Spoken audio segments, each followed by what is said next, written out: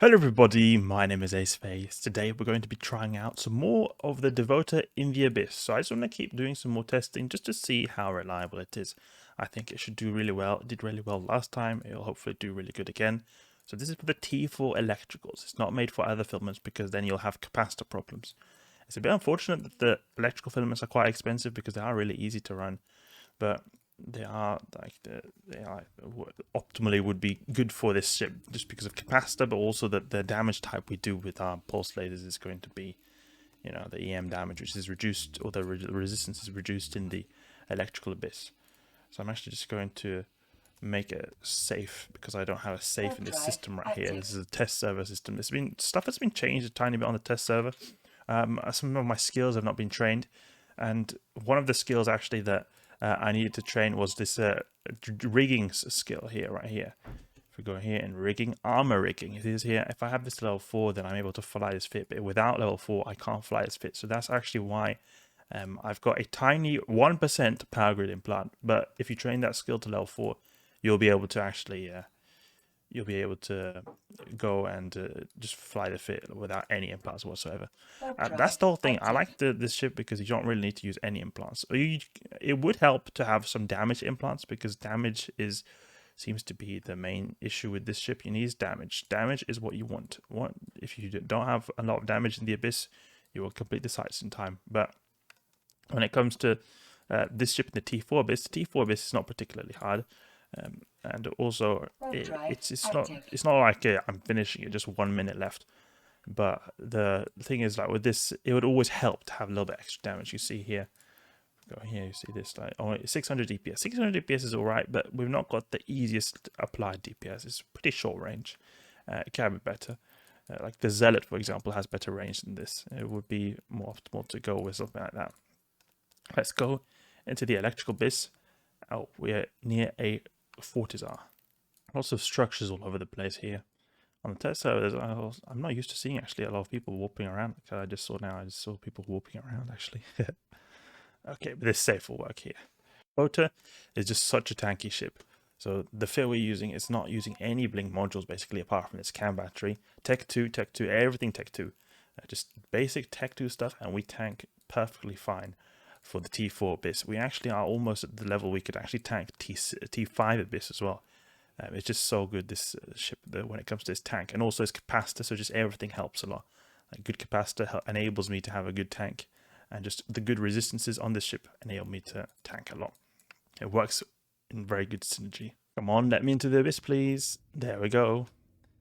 Test server has not got the best connection compared to Tranquility, so usually stuff takes a little bit longer to connect to it. Let's organize our modules a little bit. I like to have my activatables as closer to the capacitor thing as possible. Okay, where are the NPCs? There they are. Okay, little scrubby sleeper cruisers should be no issue. The thing is with these guys, they do go pretty fast, so I will maybe be doing a lot of these like grazing shots. That's something actually to not underestimate, because even though you maybe are doing a lot of DPS and you are like getting hits in, but maybe the enemy ship is quite fast, or maybe the enemy ship is like very agile, but it's still not to the point where you're missing. You will actually lose a lot of DPS when you get like these grazing shots and those kind of things. I kind of never thought about before, but it's something to just take into consideration, that you'll see that when we hit, and if they've not got a good transversal, but it's still good enough for us to hit, then we'll get a lot of these grazing shots. So we saw that hit. That's a good hit. Penetrates. That's a good hit as well. But that glances off right there. That's not a good hit. But there's always a little bit of a chance or risk that they can happen as well. It seems like we're actually applying really good DPS. These guys, this Federation Navy web we've got, is quite expensive. Oh yeah, I forgot. That's also another big module we've got. But this is really, really good. It's like, not only does it slow people fast, but it's got a really good range. At 4 kilometers, I know it seems like, 4 kilometers, what are you going to do with 4 kilometers? But it really makes a difference. It really makes a difference. There are so many times where I have it so that they're orbiting at like 12 kilometers or something like that. And to get that with a Tech 2 web, I'd have to overheat, but that's obviously not sustainable. But then you got the 14 kilometer by default Stasis Webifier of the Federation Navy variant. So that's even better in every way possible. Actually, it would be better that I take out these confusers than this Webifier, because this Webifier is making me not able to pull ranges easily. If I'm not able to pull ranges easily, then maybe they're going to have a better orbit on me, and then I'll be not applying as much damage. Also, the confuser over here is obviously going to make my it's obviously going to make my range or turret tracking, I think, worse. So I don't want that to happen either. So that's why we took him out there. Now we've got this upholder here who's trying to uphold me in place, but it doesn't matter. The Devoter is just going to push straight through. It's like an XL Mauler. An XL Mauler. Look at that. Like, it looks so much like a Mauler. Just with this shading of the background in this Abyss site, I can't really even tell that it's a Mauler or a Devoter. It just looks exactly the same. Let's keep it range at 10 kilometers because our optimal is 10, and I don't want to keep it 15 because my Stasis Webifier may get out of range. And we've also got some pretty good new resistance. I mean, we've got 22 gigajoules to spare, so that's quite enough actually, especially for the T4 Abyss. You don't encounter a whole lot of NPCs here, so if you don't have a lot of NPCs, not a whole lot of them are going to be neuters. If RNG is on our side, that's to say. Let's go and kill this Sentinel over here, who's also deciding to neuter us. See, this tank really doesn't matter at all. It just this guy is just so beefy, and the best thing about it is that we've got reactive armor hardener. So as time goes on in the site, then we're going to be tanking even more. So not only do we have a good default tank, but we'll have even more as time goes on, just because our armor is just going to adapt to what kind of damage type we're taking. And even though drifters and sleepers are known for doing omni damage, they do particular types of damage, actually slightly more than others. You can see here, we're only taking EM and thermal damage here. So they don't all do just omni damage. They actually do a bit of mixed damage types as well.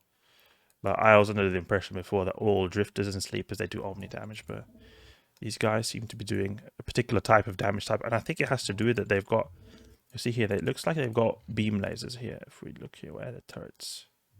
Oh, they don't have... Yeah, there. I think I saw something there. I think something there they shot from.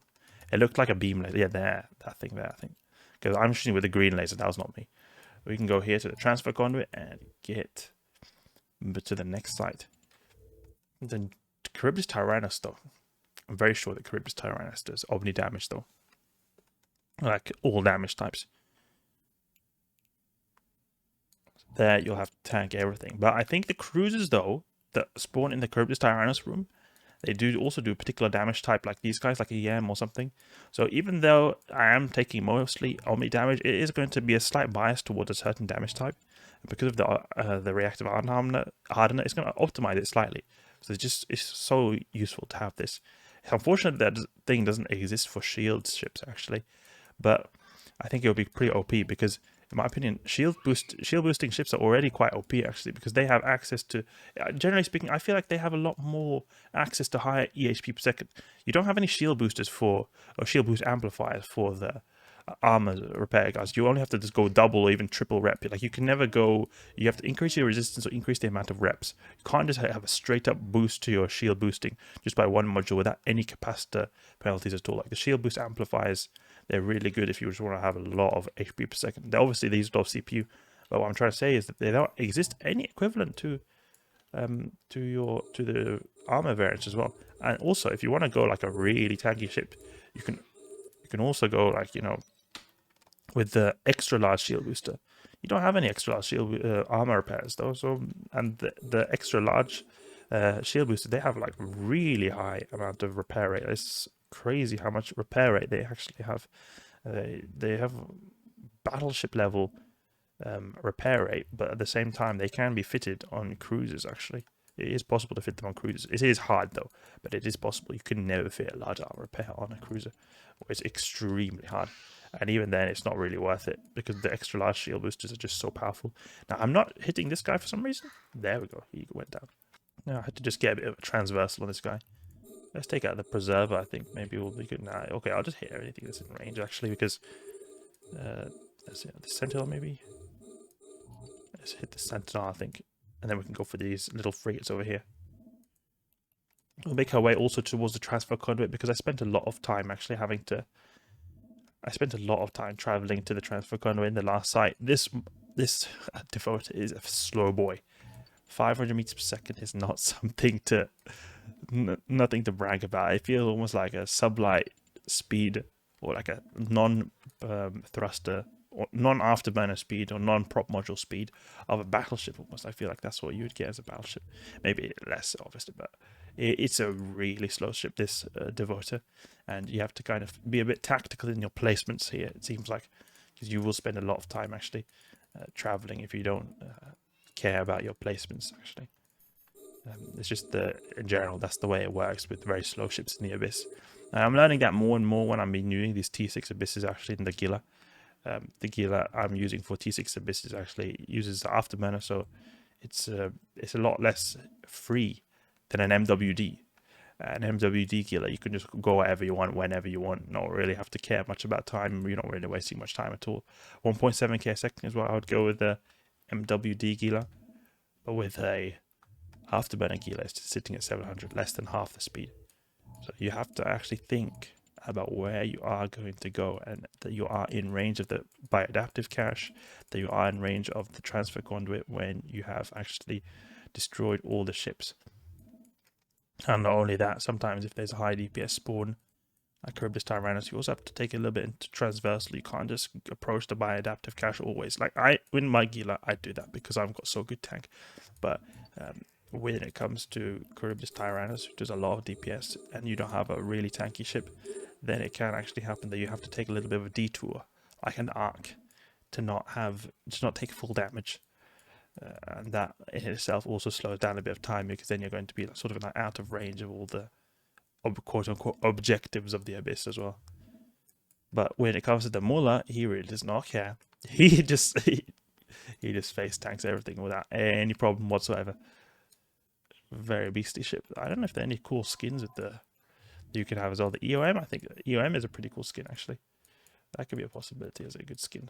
And these guys are out of range. I need to get a bit closer. Yeah, I think the EOM actually looks really cool. This looks really good. Any other cool skins? Ironblood. I think this looks really cool, but the thing is, doesn't exist anymore in the shop. You can't get it. Very unfortunate, because it's a very cool skin, but they don't exist in the shop. Pretty for the throne is also pretty good, but I think it looks quite basic, because I used to use it on my Maul a lot, so I'm just so used to it being a Tech 1 ship skin. That's the thing with some skins. Actually, I just associate them with some things sometimes.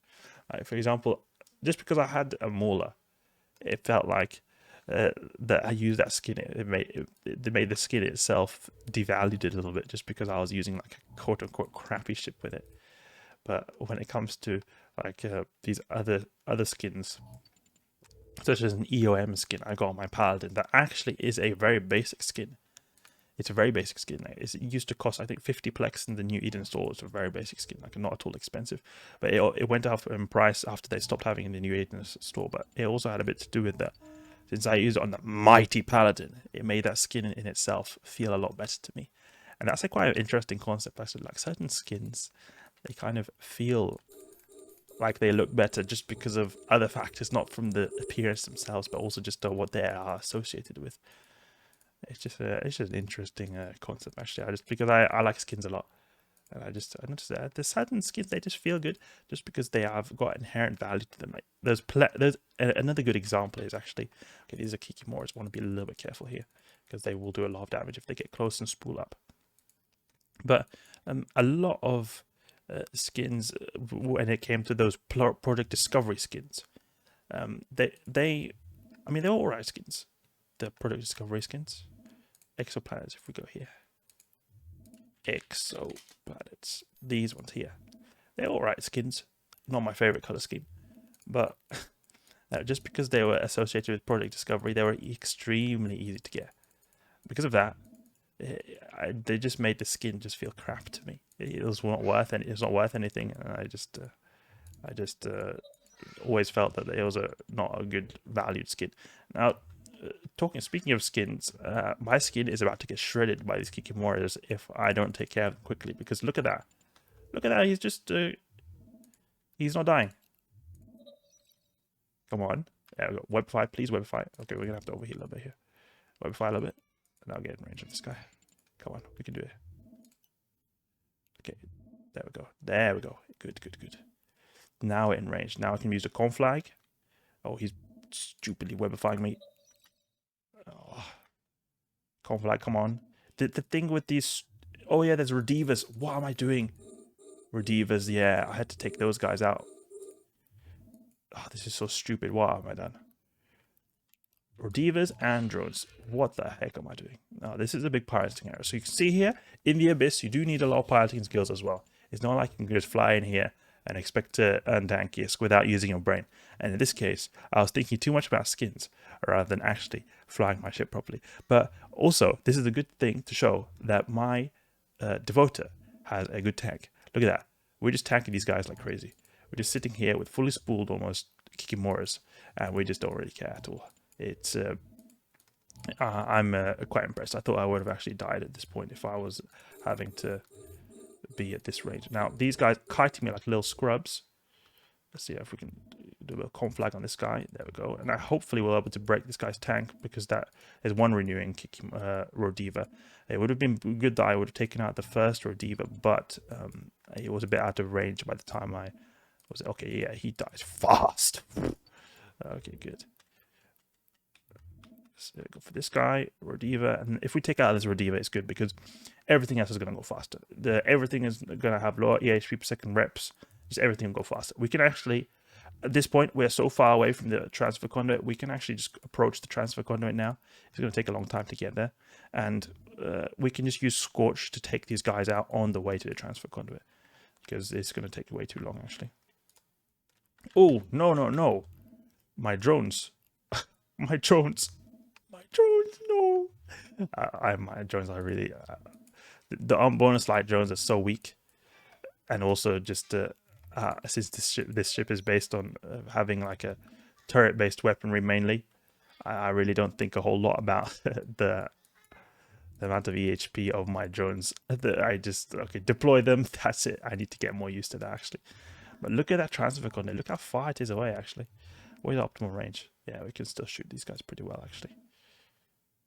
We need to get in range quick. And I think these guys are going to chase after me as well. So it's not like a case of them being out of range that I can't hit them, actually. So it's good. So we just keep on going towards a transfer conduit. That's a good strategy, actually. And there's also a tachyon cloud here, which we may be able to utilize to actually get closer to the origin conduit. Not transfer conduit, it's an origin conduit, because this is the last game. Last game.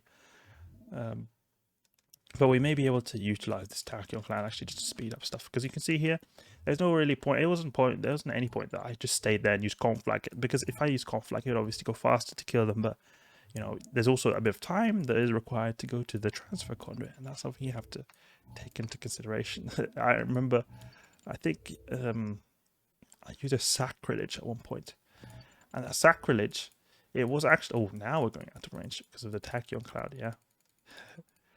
The sacrilege actually had these very short range missiles, and I wasted a lot of time just trying to get in range of the short range missiles. Or maybe it was an Onyx, I can't remember. I'm pretty sure it was a missile based ship though. Oh, let's take out this Dama. You know, an interesting thing is the Damavix actually used to be called Demavix in the when they initially came out, but then they changed them for some reason. I don't know why they changed them, but they were called Demavix initially. I was very confused because I saw why I thought they were called Demavix. But okay, there we go. T4 Abyss done in the Devoter. What percentage was that? It was a minus 50% EM resistance penalty as well. So this is one of the worst case scenarios when it comes to time. And still, the Devoter really doesn't care. It just goes straight through. The drones do care though. Drone abuse did occur, so I cannot guarantee that no drones were hurt in the process of making this video. But I still think the Devoter seems like an actually very interesting fit for T4 Abyss. I think it'll be actually quite cool for you guys who are in nullsec and are like interdictor pilots, and you want to maybe have a little bit of an alternative to doing nullsec routing. You can maybe do a little bit of Abyss instead. That'll be probably pretty fun, or a bit of fun variation. I don't know. Let me know in the comment section below if you think that would be a good idea. Alright, I'm pretty impressed with this ship. Hope you guys enjoyed this video right here. If you did, please leave a like and subscribe. I'll catch you guys later.